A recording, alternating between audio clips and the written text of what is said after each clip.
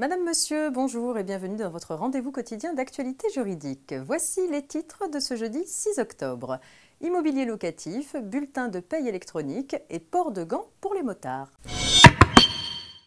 Le dispositif immobilier locatif Besson Ancien permet aux propriétaires d'un logement ancien de le louer à titre d'habitation principale et de continuer à bénéficier sous certaines conditions d'une déduction forfaitaire de 26% sur les revenus bruts fonciers correspondant aux frais de gestion.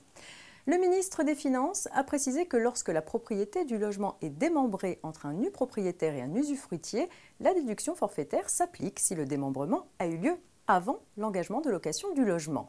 Seul l'usufruitier, qui perçoit le revenu brut foncier de la location, bénéficie de la déduction forfaitaire.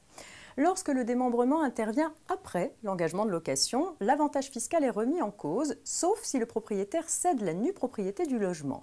Dans ce cas, l'usufruitier peut bénéficier de la déduction forfaitaire à condition de respecter l'engagement de location. Cette exception à la remise en cause de l'avantage fiscal en cas de cession de la nue propriété du logement n'est pas applicable dans le cadre des dispositifs d'amortissement Besson Neuf ou Robien, car ces régimes supposent que le propriétaire conserve la pleine propriété de son logement pendant la période de l'engagement de location.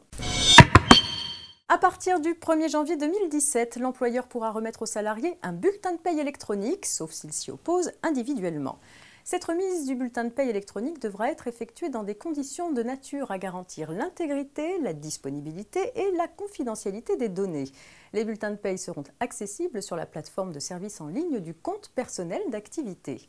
Les modalités d'accessibilité et de confidentialité des données ainsi que la durée de leur disponibilité restent à déterminer par décret. On termine avec une information concernant les motards. À partir du 20 novembre 2016, les conducteurs et les passagers de motos et de scooters devront obligatoirement porter des gants conformes à la réglementation sur les équipements de protection individuelle et revêtant le marquage CE lorsqu'ils circulent, pour limiter les blessures graves aux mains et aux avant-bras en cas de chute.